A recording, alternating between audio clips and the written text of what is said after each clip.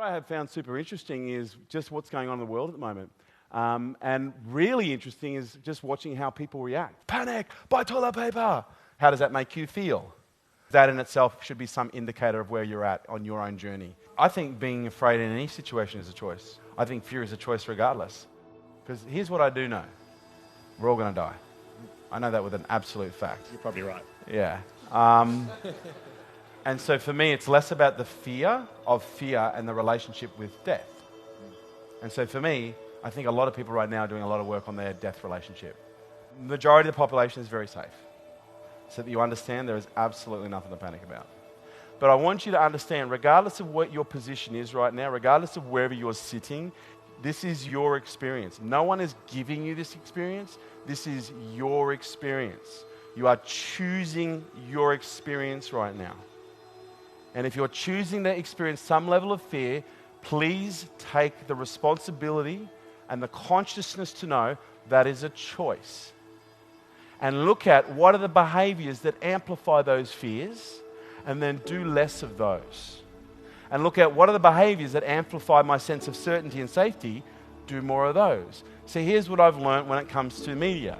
I will only look at the media in short bursts, and I'm very careful with my media sources where they come from. But the moment I start buying in, I'm conscious of what's making me buy in. And put my phone down and go to the beach for 2 days. Does anyone follow Jason De Silva? What an orator. He talks about a practice. And he calls this practice death practice. It was in the context of relationships. He goes, man, relationships are like death practice. Because you just open yourself up to be so wounded.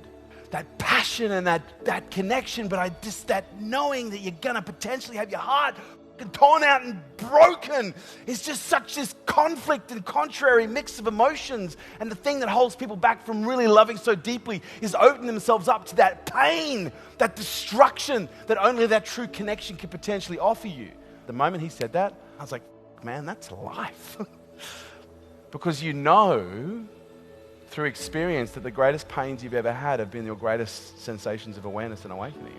But that's what we're talking about here, right? Corona, it's death practice. Because it's these fundamental deaths that we're so afraid of that the more we expose ourselves to them, the less fear we have and the more objective we become at a conscious level that allows us to see the experience and not the emotions.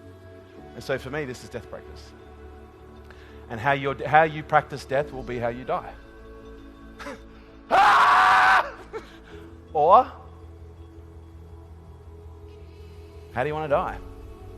You want to die in hysteria and panic? Or you want to die with a smile on your face surrounded by those people that you love? And a lot of toilet paper. You ain't going to die from corona unless you've got an immune compromise, unless you've got elderly parents. Like, the majority of the population is very safe. There has never been a more incredible time to be alive.